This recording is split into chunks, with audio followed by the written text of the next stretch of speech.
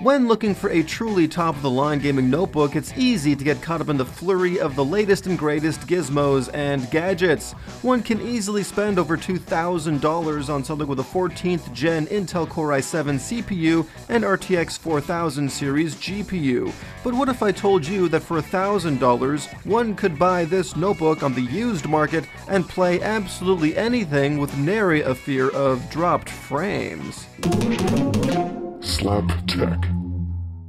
This then is the MSI GE66 Raider from 2021. It debuted in its time for $2,400, but there are several of these on the used eBay market for just over $1,000, and the specs still kick quite a bit of the llama's ass. First up is the CPU, the Intel Core i9-10870H. But wait, Joel Michael, don't be a dumbass, that's an i7. Yeah, it's a 45-watt CPU that's being fed 70 watts in this notebook, and it only has a clock speed disadvantage to its i9 cousins. If you have a robust cooling solution like the GE66 does, it's gonna beat other notebooks with 10th gen i9s and less piping over the CPU. And maybe I also have a secret weapon to ensure the CPU gets all the cooling it needs. Anyway, mated to it is the still viable and vigorous Nvidia RTX 3070 GPU with 8 gigs of GDDR6 VRAM. This particular model came off the shelf with 32 gigs of DDR4 memory, and it somehow grew to 64. Don't ask me how, it just did. It also sprouted an extra NVMe drive for a total of 2 terabytes of storage. Above it all is a gorgeous color-accurate 15.6-inch 1080p IPS screen that refreshes at 300 Hz. Keeping it alive is the largest battery you can legally put in a notebook, and it all weighs just over 5 pounds, which is a little too much to be easily manageable, but is still technically portable. The included AC adapter is a huge 230-watt unit and comes out of the box with 11 feet of cord. It's pretty luxurious to have that much cable, even though the bulk of the thing detracts from its overall portability. Speaking of portability, the battery life is certainly going to be a mixed bag if buying used. This particular unit had its charging threshold set to 60% for the vast majority of its lifetime, but since it was still left plugged in for 3 years, the max battery life is down 30%. But not all is lost, because fresh OEM batteries are only $60 on eBay or Amazon, and with a fresh battery it lasts for 5.5 hours of internet work use, 5.5 hours of streaming video, 4.5 hours of Genesis Plus GX, and a whopping 45 minutes of PC gaming. And that's not PC gaming like maximum performance PC gaming, that's 45 minutes of I'm fixing this Ferrari the best I can with a brick and piece of string you gave me kind of PC gaming. On top of that, this thing does have a mux switch, and the internet work use scenario of over 5 hours was with the GPU turned off, rebooted, battery saver on, and the screen set to 60 Hz. Now, if you want to actually do fun things, all of that has to be undone. I say just leave the GPU on and be happy you don't lose any progress when you unplug it and move to a different room. The outside shell of the GE66 is cast in mostly aluminum, particularly around the keyboard and behind the screen. The metallic surface has a muted shine and is quick to reveal that it's been used. One drawback to having a metal frame is that light scratches will readily accumulate around ports, particularly the power hole and HDMI out in this case. The keyboard keys are covered with a potentially resilient finish. These keys were cleaned every night for 3 years and have just barely started succumbing to the atmospheric byproduct of 190 watts of gaming grunt. The hinges under the screen will definitely be squawky in any used example, but at least they still hold the monitor up as well as ever and keep the screen wobble to an extreme minimum. Let's see what all those holes in the side do. On the right are 2 USB-A 3.2 ports flanking a full-sized SD card reader next to a vent. There's stuff on the back, and they are a mini display port, USB-C 3.2 that can also output video, gigabit LAN, HDMI 2.1, and the power hole, all between 2 outspoken vents. And on the left there's a 4th vent, another USB-A 3.2 for a total of 3 standard USBs, a second USB-C 3.2 that doesn't do external video, and the headset in. Plenty of USBs, 3 easy display outputs, and a card reader. The only thing missing is Thunderbolt, but is it really missing? Really? Let me know in the comments below why I should be missing Thunderbolt. Peering inside the guts of this machine reveals a huge battery and lots of copper cooling. Take note that the battery is user serviceable and the i9 can handle at least 64 gigs of RAM. I know this because there's 64 recognized gigs in here. 2 PCIe Gen 3 slots are also present. Yeah, it's old, so only Gen 3, go cry about it. Keep in mind that this particular unit uses icy diamond thermal paste to help cool the CPU, which does increase the potential for overclocking. And just food for thought, but even with this huge battery and all this ventilation, there's still a plethora of ports available on the outside. So it really is kinda dumb when competing devices have fewer ports. Remember that if you're shopping for a similarly sized unit. Back to the outside, let's take a look at the keyboard. This is one of the best I've used on a laptop. Short travel, muted clicks, and it's rare to press down a key and miss the stroke. The spacing won't take long to get used to, and the layout is very standard and doesn't try to surprise the user. There's a hotkey for absolutely everything, a function lock toggle under escape, and dedicated home and in-page scrolling keys on the right. The placement of the brightness and volume keys under the arrows takes a little getting used to, but having function on the right makes them very easy to utilize. After all that praise, throw in a highly customizable per-key RGB backlight. The software to manipulate it might take some practice, but it works well in the end and is quite comprehensive. I also want to add that this is the best backlight you could ask for, where it only shines through the key labels and bleeds under the caps from a relatively far angle. Looking down, there be a touchpad here. It's quite tiny given the size of the thing, but still large enough to work with. The surface is very smooth, more so than the palm rest, and thanks to constant cleaning, still looks like it came out of the box. Right-click is easy to find and is reliable with no dead spots, but the buttons are more firm than most notebooks and require perhaps a tad bit too much force to actuate. No physical keys means no praise, however, the simple design with no frills or gimmicks is all we really want, and the acceleration is predictable. Finally, if it gets in the way, there's a hotkey for that. On some mobile PCs, having an excellent screen is the main draw to the whole unit itself.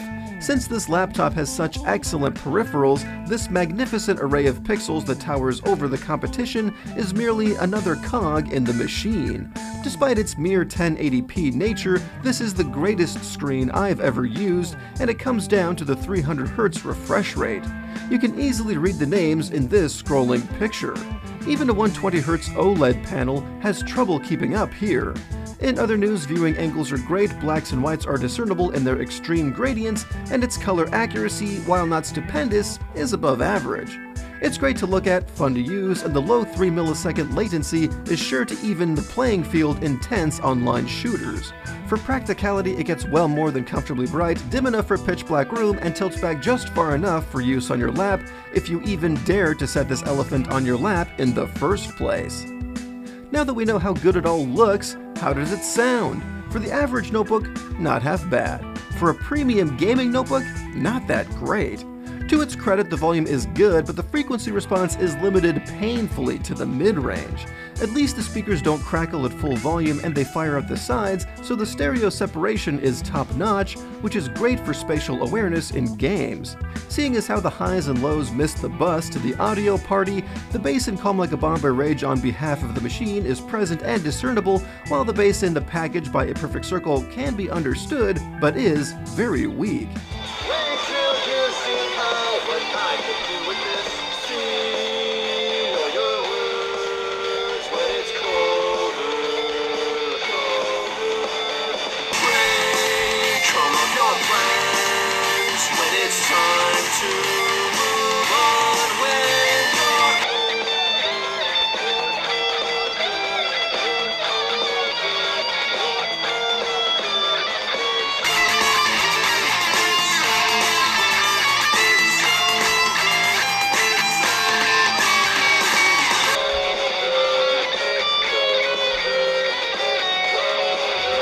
System performance of the spiritual Core i9 and the GE66 has held up well over the years. Yeah, it's not as fast as modern CPU architectures, but it holds its own in Adobe Premiere 4K editing with color correction.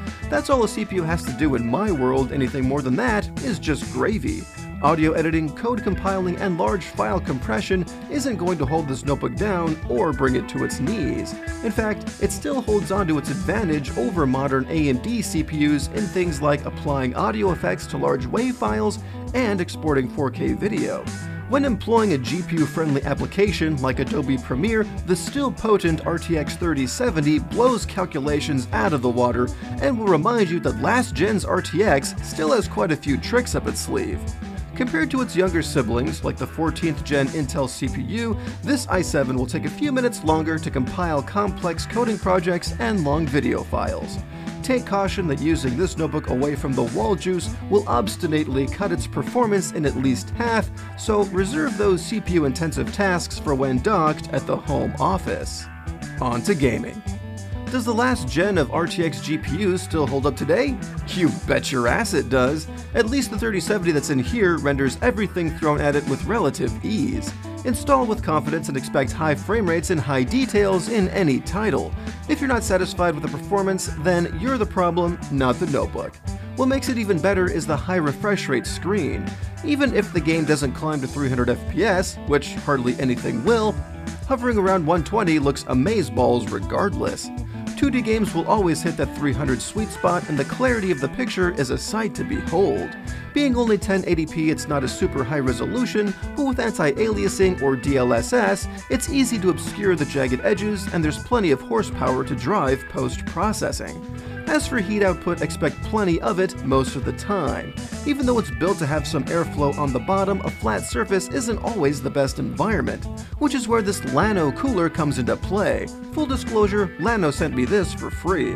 While gaming with the GE66 on top of this bad boy, I recorded an average CPU temperature drop of 10 degrees in the lowest fan setting at 300 RPM, and this thing goes up to 2800 RPM. Fair warning, it sounds like a windstorm over 1200, but there's very little actual benefit to going higher than 1000 anyway, where I recorded an average temperature drop of 15 degrees. Keep in mind that a notebook isn't going to perform better if it can't be overclocked, but if high temperatures are what grinds your gears about gaming notebooks, this is definitely worth a look, especially since it gets out of your way by also being a 3-port USB hub and has pretty lights. Check it out at the link in the description below. When you want to play good games, i.e. retro games, this notebook plays everything. Don't expect good battery life when playing even the simplest 2D games, which boils down to older Intel CPU and not AMD. It will be the best physical experience overall, meaning that no other device will give you a better combination of audio and visual fidelity. Sure, the speakers aren't the best, but the damn good display with almost zero ghosting and plenty of brightness and colors that pop more than makes up for it. For the bottom line, is the MSI GE66 Raider still worth it in 2024? Yarp. Modern devices with 13th gen i7s and RTX 4060s can cost just as much, but at that price point, you're sacrificing the amazing screen, RAM count, and high-quality peripherals. If a GE66 can be found in good condition for around $1,000, you should go for the GE66 whenever possible. Sacrificing only a little bit of CPU speed and not functionality is 100% worth it for the complete package that the MSI notebook represents. Can the Raider replace my mobile heartthrob, the Asus Zephyrus G14? Not a chance, since the dimensions, weight, and poor battery life will make sure that the G14 won't be sold off anytime soon. No, the GE66 will continue to serve as my main desktop and workstation setup thanks to its superior cooling and GPU performance. Video editing with the G14 is just fine and dandy, but it'll succumb to damage from prolonged heat exposure much faster than the Raider will. In conclusion, students should give it no consideration whatsoever. It's big, heavy, might as well not have a battery, and if it gets plopped down in the library next to a MacBook Pro, ears will bleed from the that will ensue. But seriously, after carrying this thing from one side of the campus to the other, your left arm will excommunicate itself from your body, grow legs, and join a cult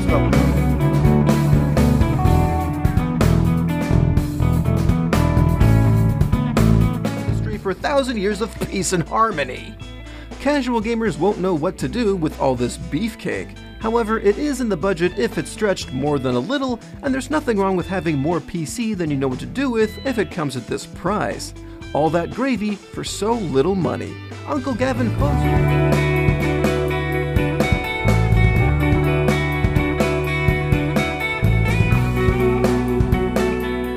Competitive gamers will certainly get their money's worth out of this thing. Modern notebooks with this much gaming grunt and class cost about $1,500 to $2,000 smackaroos. Yeah, the CPU has trouble keeping up with its younger siblings, but it still has plenty of juice and won't let you down. Don't let some stupid e-penis bar graph prevent you from saving oodles of money by buying this PC. Desktop replacement users will also benefit hugely from this notebook. 2 RAM slots, 2 NVMe slots, and more display outs than you can shake a stick at. The guarantee of plenty of performance is still a pretty nice boon, too. Home users can crawl back into your Chardonnay cave now. It's too heavy to lug around the house and gets in the way wherever it sits. At least it casts a fun little light show. That's pretty cool. That'll help you get your taxes done, right? Crap, I just remembered I have to do my taxes.